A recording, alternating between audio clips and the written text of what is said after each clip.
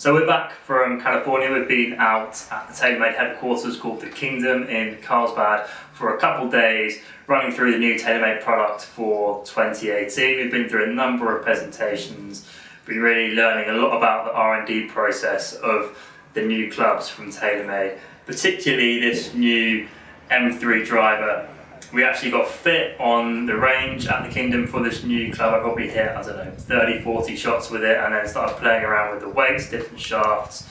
I got fit into the 9.5 degree version, which is the same as I got fit into for the 2017 M1 driver. Got the Tensei CK white shaft in there, which is the low spin version, the low launch version, which is actually the same as Tiger Woods is probably going to be using this season, which is pretty cool.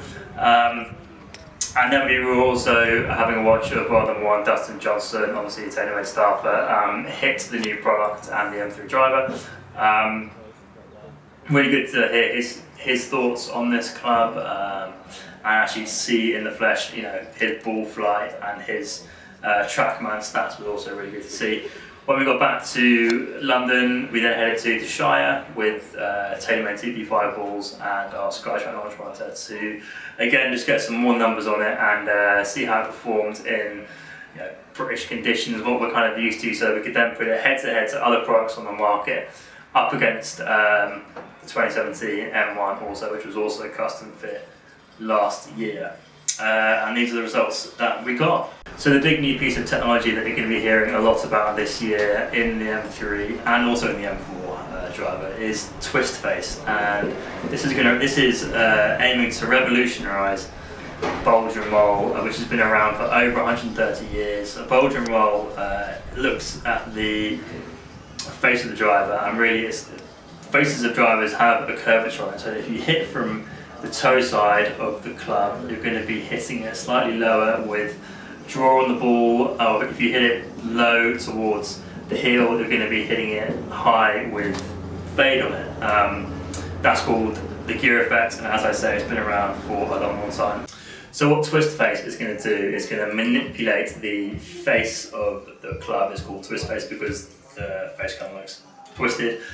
So if you hit towards the toe end of the driver, high toe, rather than you going low and draw way off to the left, it's going to start you out to the right with a little bit of extra loft, so that hopefully, rather than throwing you way out left, you're going to be still a little bit left probably, but you're not going to be, you know, way out of bounds. It's not going to shoot you way right so that you come out in the middle of the fairway. It's going to minimise the impact of those bad shots, and that's the same for if you hit low to the heel. On bulge and roll, you'd be expecting perhaps to shoot off really high and to the right. With the M3 and twist face, it's going to start you off slightly to the left with a little bit less loft, so that you're going to, again, minimise that bad shot. It's not going to have an impact on shots from the middle of the face. The middle of the face is still normal, it's just straight. So it's only going to make a difference on those shots when you hit left or right, which, you know, TaylorMade have looked at the numbers, and obviously that's a lot of shots. We don't hit a lot of shots right out the centre. Hearing from the top staffers from TaylorMade, you know, McElroy, John Rahm, Justin Rose, Dustin Johnson, Jason Day, they're saying in a round of golf they're going to be hitting probably one or two really good shots, perfect shots from the middle of the club face. So that's there. Imagine for us, we're not going to be hitting the middle of the club that often. So how much difference does the twist face actually make? Well, it's hard to say 100% actually put numbers on this because we're not robots, so we can't hit the M1 with the traditional bulge and roll face and then hit the M3 with the twist face and say, oh, it's you know, saved me 8 yards from being in the left rough to the left edge or something like that. So I'm not going to put numbers on it because that's kind of unfair. But having said that, I've hit now hundreds of shots with the M3. A bunch of our testers have hit it, guys at the range have hit it, I've had friends hitting it.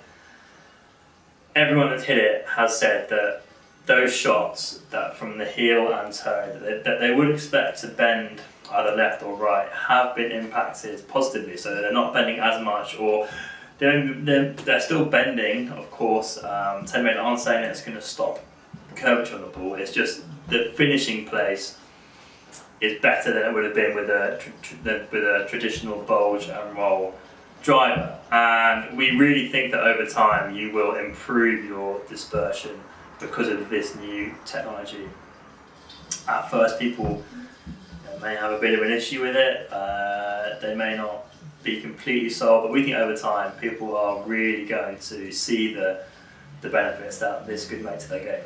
Another big point to make about twist face is that when we first saw it or heard about it, we was obviously slightly worried that when you put the club down behind the ball, you're going to have this big twist and it's going to look totally bizarre and it's going to slightly play with your mind. But thankfully, when you look down on the club, you can hardly notice that there is that twisted face. So we had no issues there whatsoever. And while we're on the looks of the club, it's got this new silver matte finish this year, which we think is pretty cool. The underside is pretty uncluttered. It's a really nice looking club. It's also available in 440cc version if you want a bit more workability, or if you just prefer looking down at a smaller club head. But it's not just twist face. That's the big message this year. But it's also got a Hammerhead slot, which is revolutionising the speed pocket. It's made it bigger because it's in stages, and this is designed to improve ball speeds and offer more distance. We haven't really heard much PR from TaylorMade behind there's more distance this year, which is, normally driver launches are all around distance. This year it's been all about the twist face and dispersion. But we actually found we're getting up to 5 more yards with this driver compared to our 2017 M1, which was also fit to us, which is really impressive. So from 2016 M1 to 2017 M1, we were getting maybe 1 or 2 more yards, 1, 2, 3 more yards. So 5 extra yards is a big improvement on that M1 club, and it's probably going down to this new Hammerhead slot. We're getting more energy transfer to the ball, so higher ball speeds. There's also a new wide track on the bottom of the driver, which rather than having 2 separate tracks that the weights go along, there's now 1 track that goes back to front and then goes draw or fade. There are two weights in there which you can kind of move around, so there's loads of different settings you can do, 2 11-gram weights. And we actually haven't hit a driver that offers this kind of adjustability. When you put the weights fade or draw or at the front or the back, we saw a big difference in our ball flight, spin rates, and how much the ball was actually moving around. So that's offering you loads of adjustability, loads of options depending on what you require for your game. Without twist face, we think if they brought this club out with the Hammerhead slot and the wide track technology, that would have been enough. That would have been a great new driver with a big improvement. So to have those 2 and the twist face, which is the big message, we think we're really impressed, and we think that the M3 for 2018 is going to be a big product for TaylorMade, a big step forward in terms of technology, and we think it's going to sell really well. Of course, it's pretty expensive at £475. Think of that, what you will.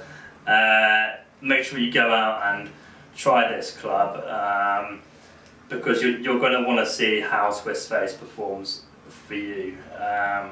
The feel again of this club is really nice. I mean, TaylorMade have done a lot of work in acoustics over the last few years, and they've nailed it pretty much. It's a really nice kind of full-bodied. It is actually quite different to M1. It's full-bodied, maybe I think it's slightly more responsive. It's slightly harder feel than the M1, but very nice.